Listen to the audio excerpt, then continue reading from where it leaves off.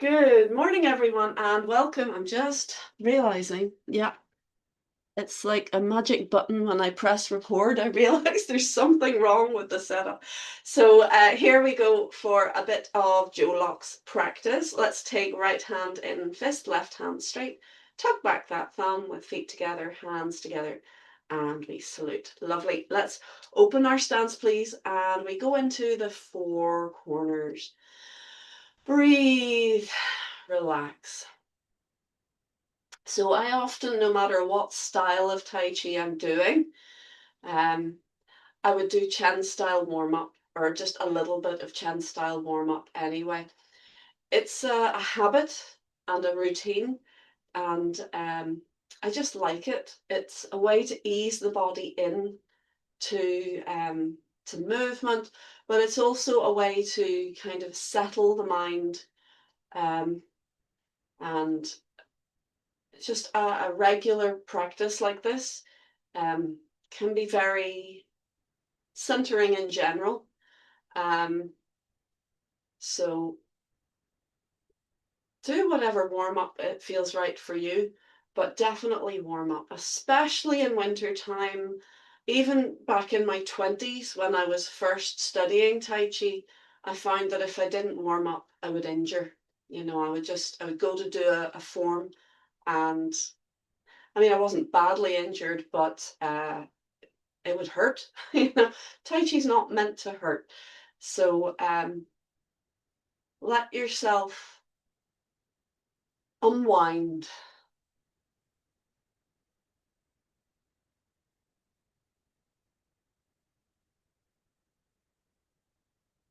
Good.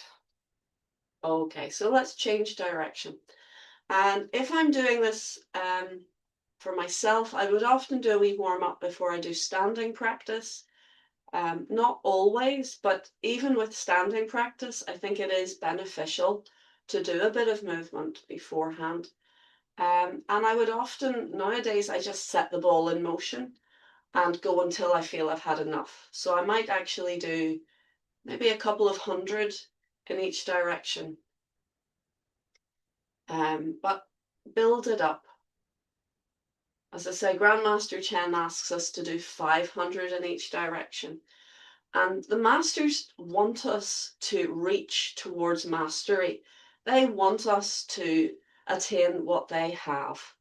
It's lonely at the top, I'm sure, but not just that. I mean, what's the point in passing on the information to the next generation if they don't rise as high as you?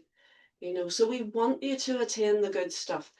And often people look at a master and think, well, they're a master, they can. And yes, they can, but the only reason that they can is because they put the work in a lot. And we can do that. We might not be able to devote our entire lives to our practice, but we can certainly do more than we're doing. And that's what I would encourage you to do. Just do these exercises when you're watching television, when you're listening to the radio, when you're hanging around waiting for the phone to ring. You know, there are those moments when we could fill them with a bit of movement, and I would encourage you to do that. Okay, so let's do another one. This time we're going to remain upright. Do you see the difference? The first exercise was the vertical spiral. This is the horizontal spiral. So we're thinking of gliding into the four corners of our hips, but letting the rest of the body just be part of the experience. So we're a unit moving. So if the hips move, or the inside of the hips move, then everything moves. But we're no longer seesawing. So if you see this from the side, yeah, it's somewhat more contained, but it's a different accent.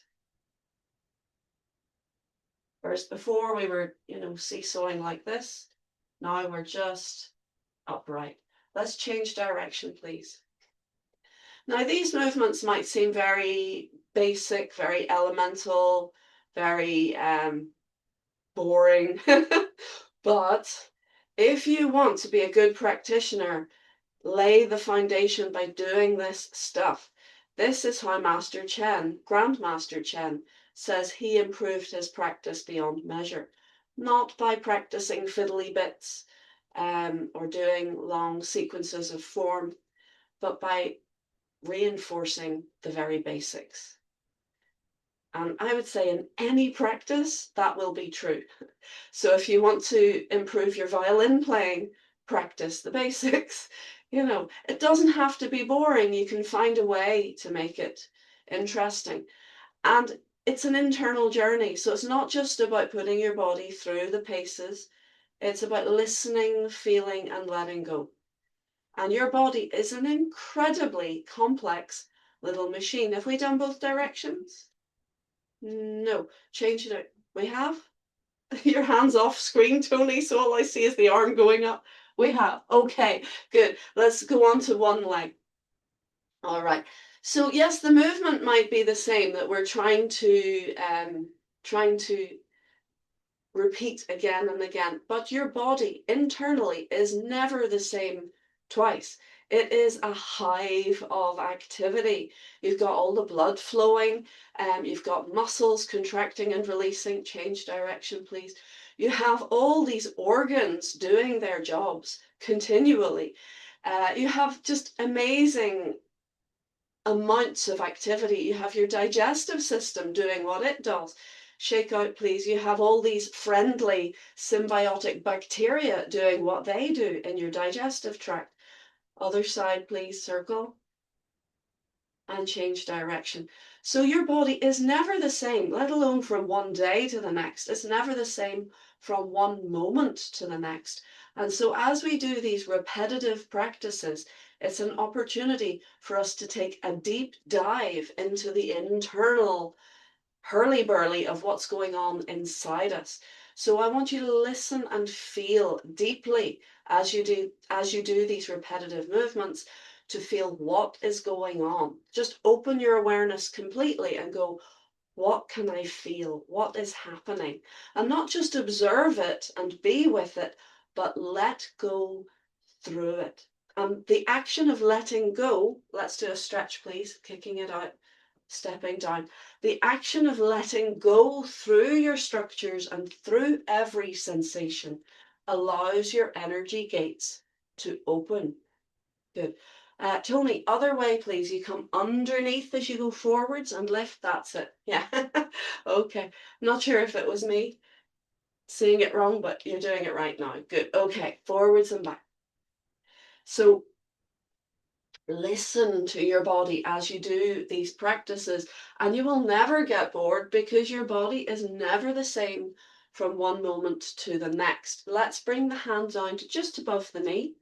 So we keep the knee bent. This is Grandmaster's new way of teaching it. So the knee is bent to begin, and you're above the knee, not on the kneecap itself. And you send a little pulse down through the leg, and then very gradually feeding the weight back, bending the back leg, straightening the front leg, and hinging from the hips to bow. Good. And feel that lovely stretch up the back of the leg. Release, pulling the toes back, and if you can, take hold, same side, hand and foot, and pull back. Good. Relax the foot down, and up you come. Good. And shake out. I'm always waiting for that little catch on my arthritic knee. But it's all right. Good. Let's kick it out, step it down, and we go forwards and back. I remember talking to my husband about this. I said, should I admit to a class that I have arthritis and that sometimes it bites me as I'm practicing? He went, yeah, you know, why not? It's we often think of ourselves that if you're a teacher, you should be bulletproof and absolutely healthy in every way. But the reason that most of us get into Tai Chi is for health, because there's some issue. So Tai Chi definitely helps. But yeah, I'm not bulletproof. Not yet. Okay, let's take the hands down to just above the knee.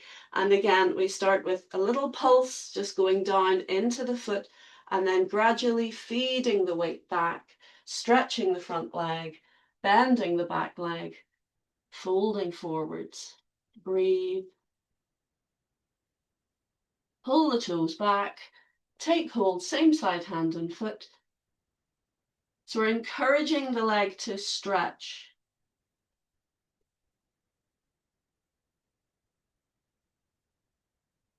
Good.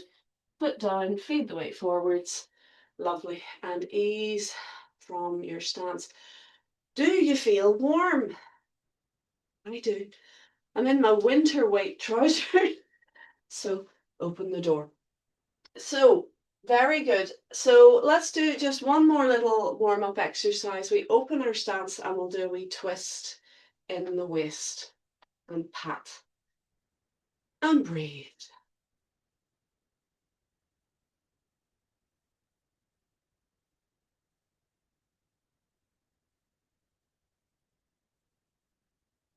Good. And you can go as wide and as deep as you like.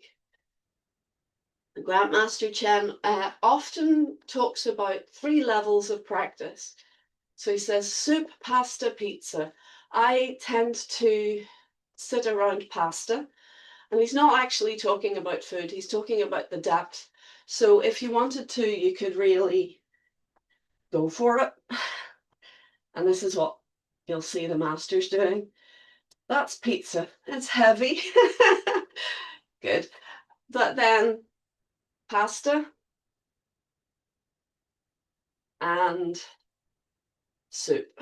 So let's finish with soup. Come up a bit. So soup doesn't just refer to this one exercise.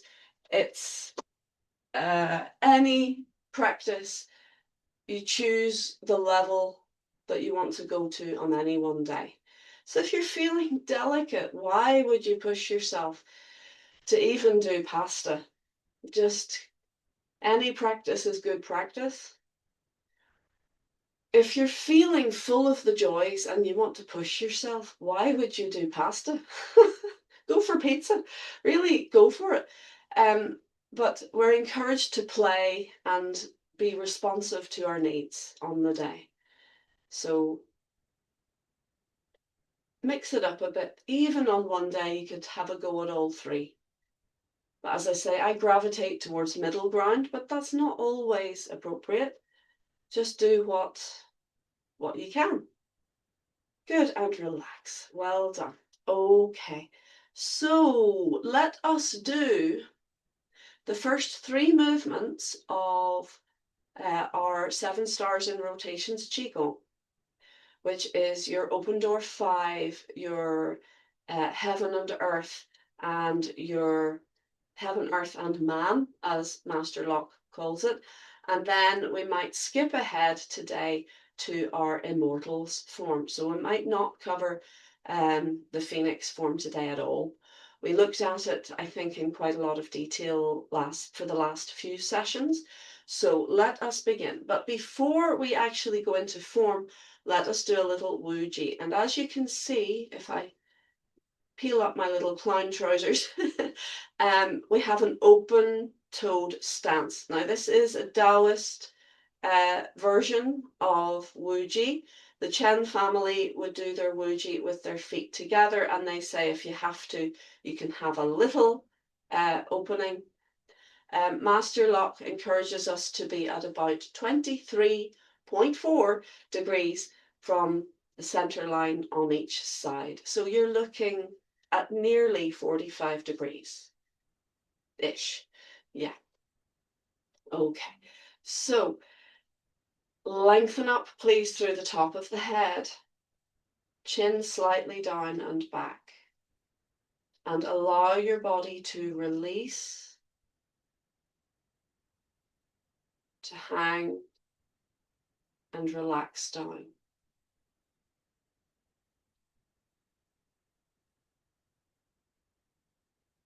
Take your time with Wuji, and without forcing anything to happen, just by letting go, listening and feeling, you will start to feel physical shifts and changes internally.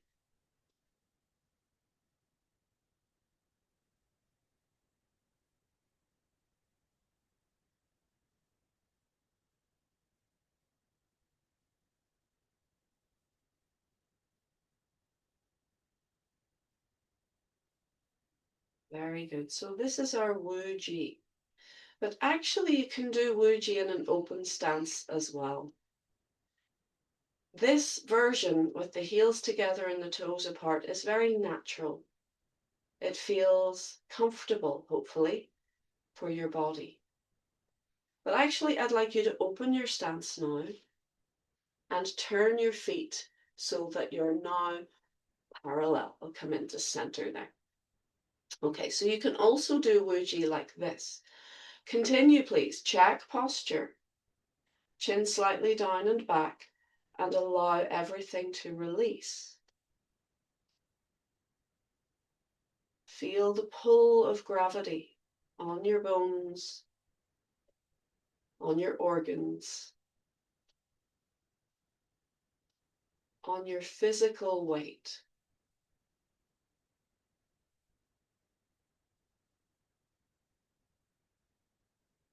Lengthen your fingers gently down. Keeping the top of the head lengthening up, feel that triangle of opening between fingers and top of head.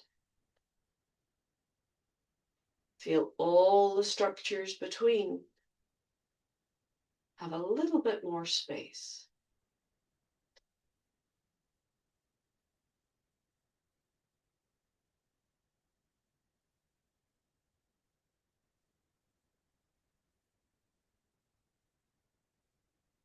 Now, Master Lock does not push the Zanzong that we do in Chen style, though he loves Chen style. When we talked about standing, he said, just do this. They said, stand for half an hour, doing nothing, thinking nothing, just feeling and letting go.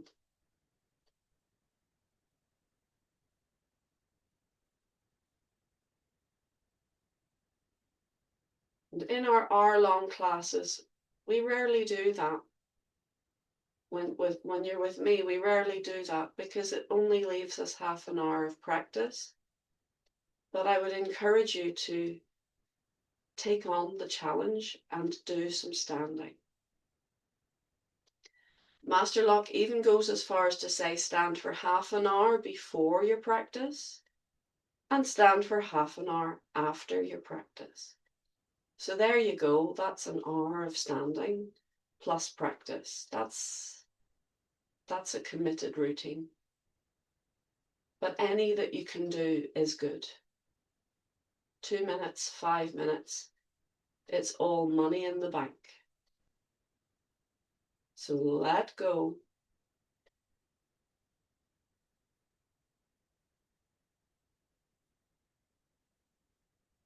I don't know if my sound settings are cutting out all the construction noise in the background. We have a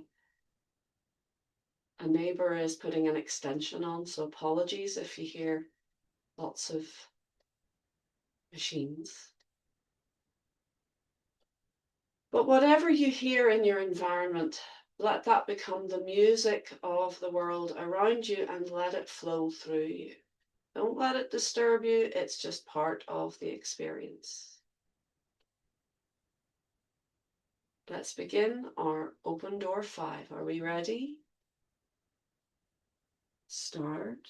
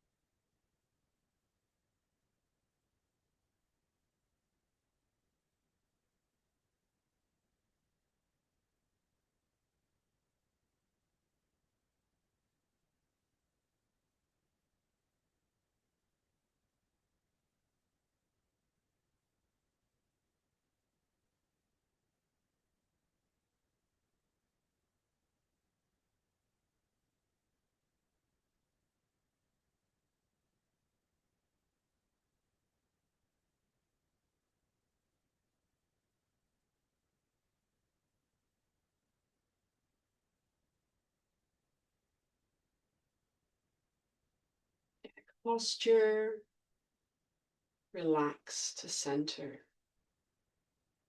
And let's roll pastry, filling your back, feeling your breath, keeping your awareness with your body.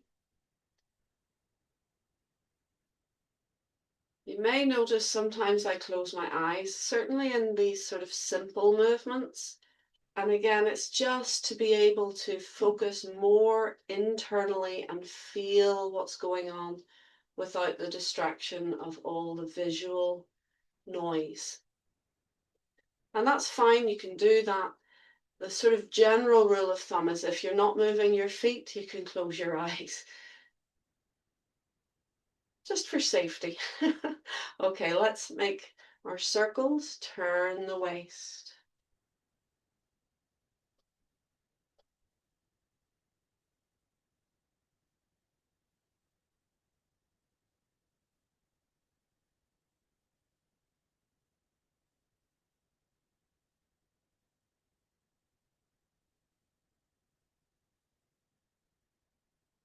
And change direction. We have our little S shape. Simple exercises, but boy, are they effective. Circles are key in Tai Chi. You'll see circles again and again. And with circle walking in Bagua, it's a way to create a vortex for your energy. It's not just making your energy flow, it's creating this multiplication of flow.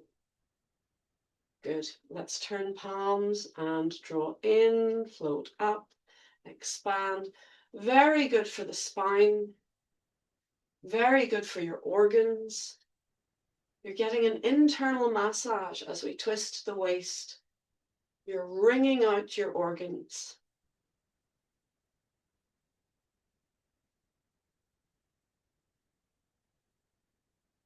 And of course, you're building body-mind awareness. Oh, lovely. I just had about 3 vertebrae. Did a lovely little they released.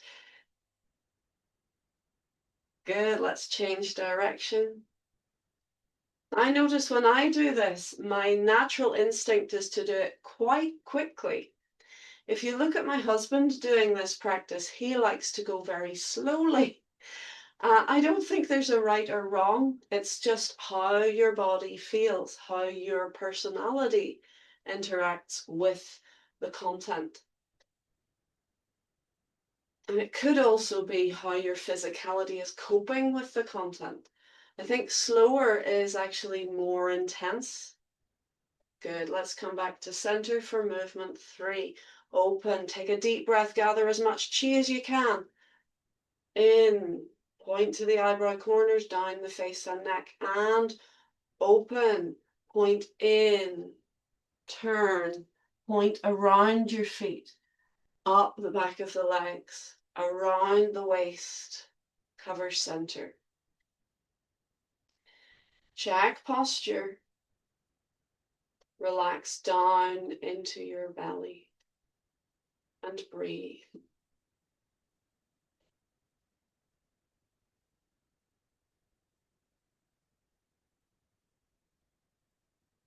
Unlike Wuji, this is a centering move that actually creates a central point. Wuji, the entire body is center. Everything is the same. Centering is different. It creates focus into the center of the body. And again, please, ready? Open.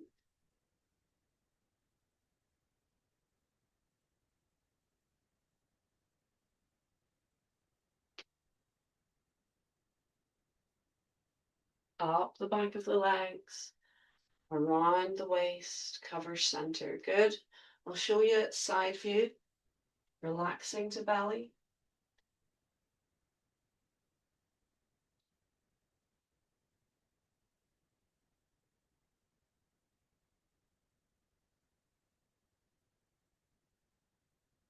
One more time. Ready? So we gather. Draw your bowl of energy in. Point to the corners of the eyebrows and down. Open. Notice I'm not touching my body. I'm directing my chi by proximity up the back, around the waist, and relax to center. Good. And breathe. Allow your body to become heavy again. It's very similar to Wuji, but just by the positioning of the hands, you'll notice as you relax, your awareness, your energy naturally gravitate towards your center.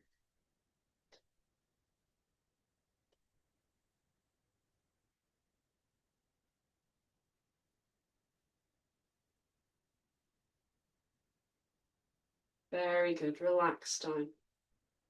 Okay, so you may think it would have some logic that if you were to touch part of your body with your hand, that would have more of an influence on your energy, on the energy in that limb or in that part, than if you were to wave your hand over the limb without actually touching. It would make some sense, wouldn't it, that the physical contact would have more influence.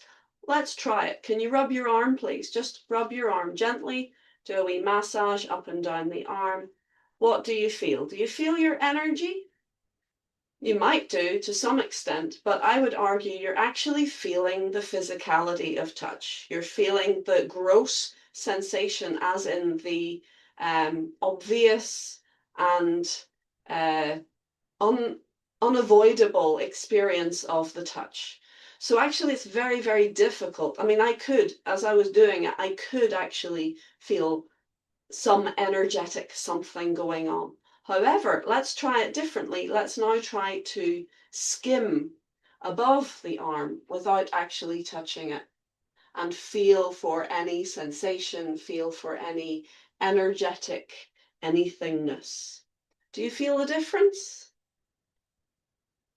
Now, I'd be interested to hear what you would say, but for me, if I'm not actually touching, the energetic experience is vast. I can really feel, that sensation like somebody's tickling the hairs on your arm without actually touching your arm. That's a very intense sensation.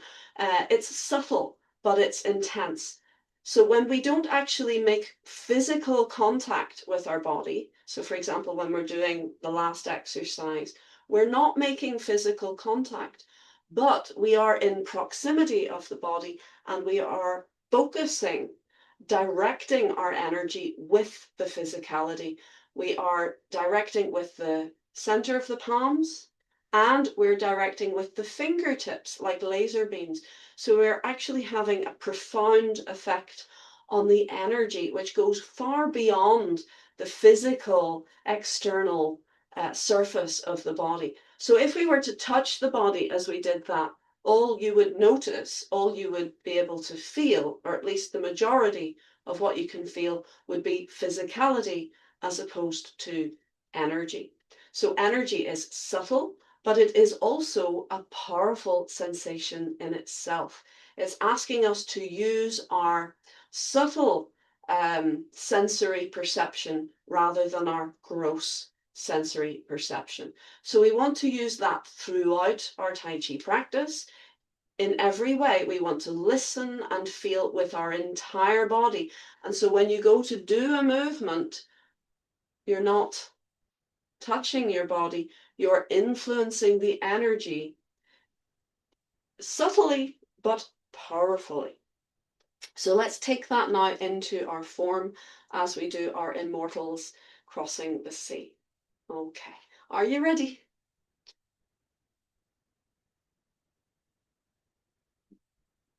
Let's lengthen up. I'm sorry guys, my OCD is kicking in. I'm just realizing the seam isn't in the center in the curtain. No, it is. Okay, we lengthen up, chin slightly down and back.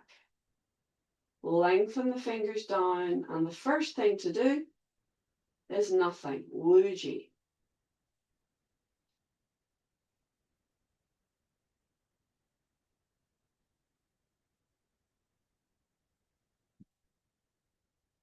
calming down.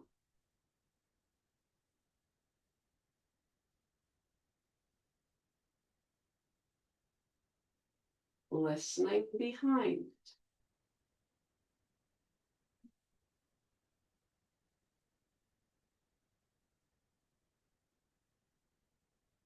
Visualize the first move of the form.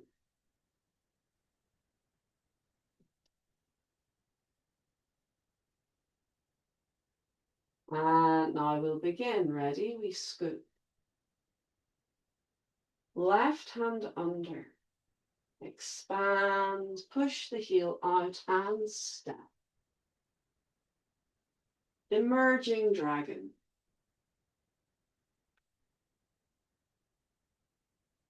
Immortal lifts mountain. Dragon into the ocean.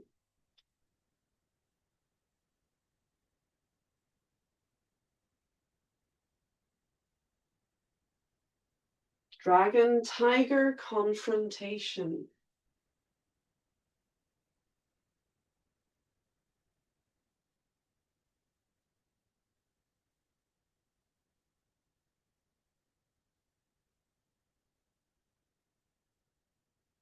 Flying dragon.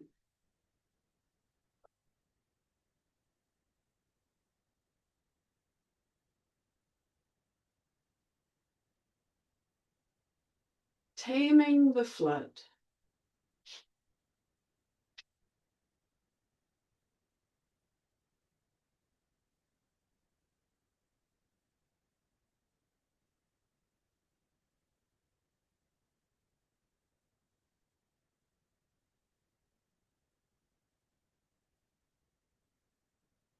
Immortals crossing the sea.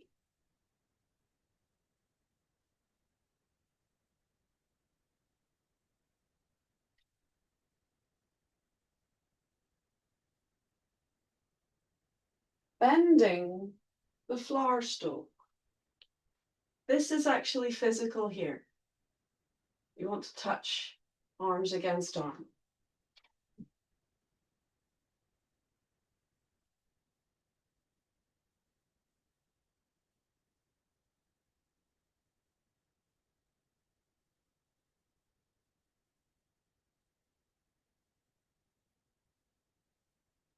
Casting the fishing line. Leaping over the ocean.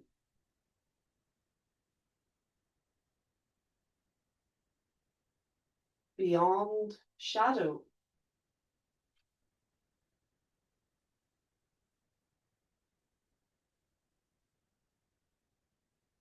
Two immortals. We pluck right, turn to the back and step to the side. Pluck left, turn and feed the weight back.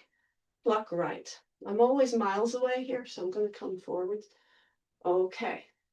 Immortal fishing toad.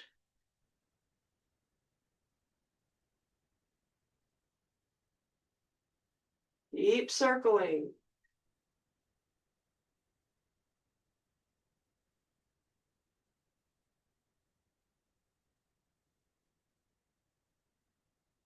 Overseeing territory. I'm going to step it the first time.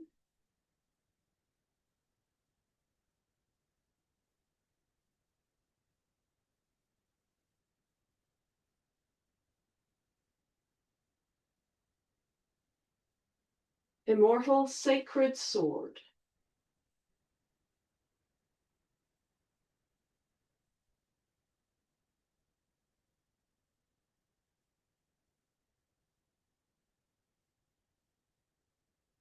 The way descending.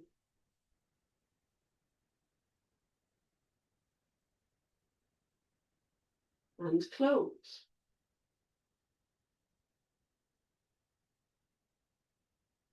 Very good. Very good. So the names I think are very useful to learn in any form if you have the opportunity, because they paint a picture, they tell a story, and it can help you understand the essence of what it's all about. In fact, Master Locke has written a book on the Immortals, and each stage, each section, there's a little story attached to the name of the movement. And if you read that, it can actually help you further understand the whole thing. So this is called the allegorical journey, and it is something that seems to be particularly prevalent in Hong Kong Chinese Tai Chi. I think probably before the Cultural Revolution, the allegorical journey was present, excuse me, in all of Tai Chi. That it's a way of teaching life lessons. It's a way of just getting people interested and immersed and expressing more than just movement. To have a little story in your mind with each movement. It has a parable almost. It has a lesson for us to ponder and to embody. But actually, after the Cultural Revolution, an awful lot of that aspect was just crushed and gone from Tai Chi, which I think is a bit of a shame. But because Hong Kong was somewhat separate from China, and the whole history of Hong Kong having been in British rule for 100 years, they maintained that aspect. So it's very interesting. I'll let you investigate that on your own, because we we don't have much time for standing or storytelling, but I do think it's very interesting. And Master Locke is a storyteller. He also writes fiction books as well. So I think that's a lovely aspect. So even if you don't know the stories, think of the names. What is it imbuing? Or you can have your own story. I've noticed this actually from the moment I started doing Tai Chi. My colleagues, my classmates, were coming up with little stories and little pet names for certain moves that it embodied a certain something for them. And I think that's a very rich aspect to our Tai Chi practice, and something we don't often talk about nowadays is this expression. It's not just getting something accurate, but expressing something within you and expressing a certain uh, flavor of movement. Okay, let's do it again. And this time, if you like, you can add the jump kick near the end, if you like. Okay, one more time, please. Are we ready? Lengthening up. Relaxing down.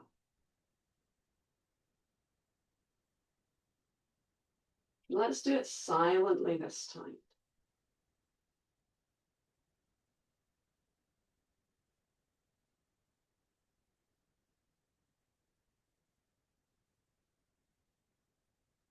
Ready? Start.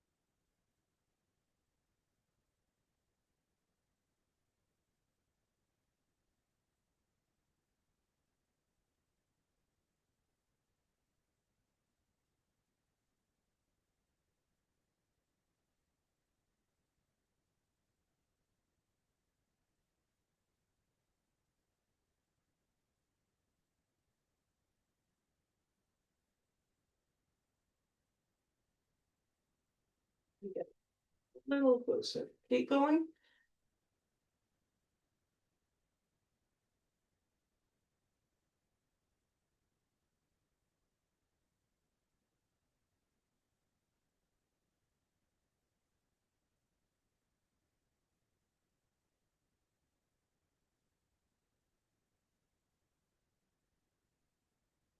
Down, down.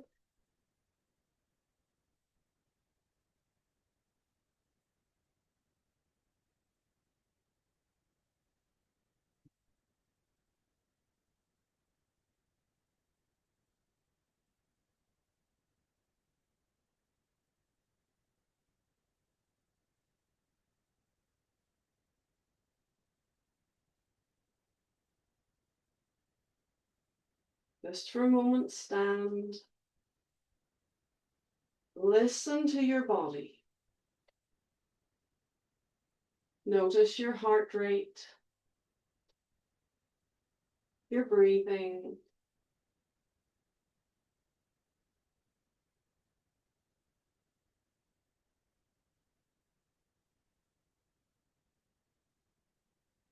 Notice your body. Notice how everything calms.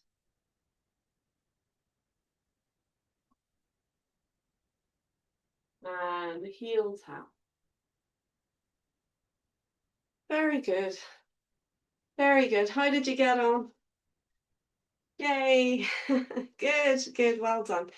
All right. So yes, so there are these stories that the movements tell, and all Tai Chi, every move has a name. And they normally are more than just a sort of physical instruction, that it's an animal or an activity like the Immortals, the eight Immortals. It's taken from Chinese folklore, a bit like our fairy tales here, and leprechauns and all that kind of thing. That there's this rich history of storytelling that tends to be imbued or influenced by the various faiths and religions in the area, but not necessarily. Some of them are um, just little stories, but they have captured the imagination of the Chinese people, so much so that it has gone down through generations, and it's found its way into our martial movements. So notice I said that you can physically touch or you can skim, and it has a different feel. So from the Qigong perspective, this is better to not actually physically touch. But sometimes from the martial perspective, it is actually better to have physical touch. So that movement is a physical shearing. You actually want the hands to slide past each other. There is a physical, I don't know if you can hear that, but there is a friction. So that is if someone has grabbed you, you can release it and continue. So it's not always that you want to avoid touching yourself in any way, but even sometimes a press move like so, like the two immortals return home. Two a phoenix couple return home at the end of the phoenix form. You don't actually press, or at least not on the first side. You don't press the wrist. You actually press a cushion of air. So in a supportive role, often we do actually still have a bit of space rather than press the physical body. In that move, actually, the second time we do press. So we're kind of closing and drawing the energy in. So sometimes you can physically touch and sometimes you don't. And be aware that sometimes by not touching, you're actually creating a more powerful structure because you're creating structure and you're connecting with your chi. So our chi is stronger when we're in good structure and when we're focused. But if you make the physical connection, the chi may still be strong, but you don't have that awareness, and therefore it's weaker than if you're focusing on a sensation. It builds the chi more. I hope that makes some sense. I want you to play with it. Play with it. Even just sitting in a chair, lying in bed, just give yourself a massage, your legs, your arms, and then do a chi wash and see if you can differentiate the different levels of sensory awareness and how that actually affects your levels of energy. So the more subtle creates more awareness. You have to listen harder for the subtler things, and because you're listening harder, you actually get a lot more energy manifesting in that area. Okay, folks, let's finish off, please. We'll do a little bit of Chinese drum again. And let's give the legs a wee bit of love. Lower legs, ankles and feet. And up the body again. Over the shoulders. Back to center. Our wee dog has been ever so good today. He's lying on the sofa, mild as milk, just chilling out. I'm so glad. Shaking out, please. And let's do our 100 ailments go away. So we flop the wrists and we bounce and let all the wobbly bits wobble.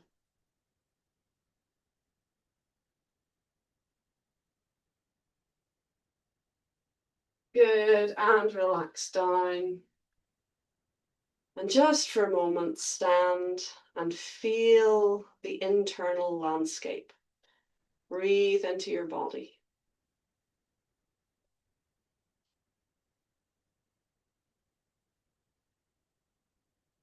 Isn't that lovely? All that chi bubbling away. Let's gather it up to center. Hug your elbows gently in, breathing into your center.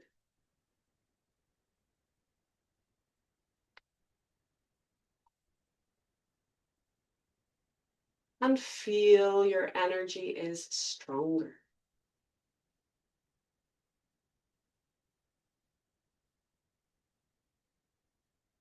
Beautiful, well done. So I'd like to wish you all a very happy Christmas. I hope you stay comfortable, warm and safe, and I look forward to seeing you in the new year. Thank you.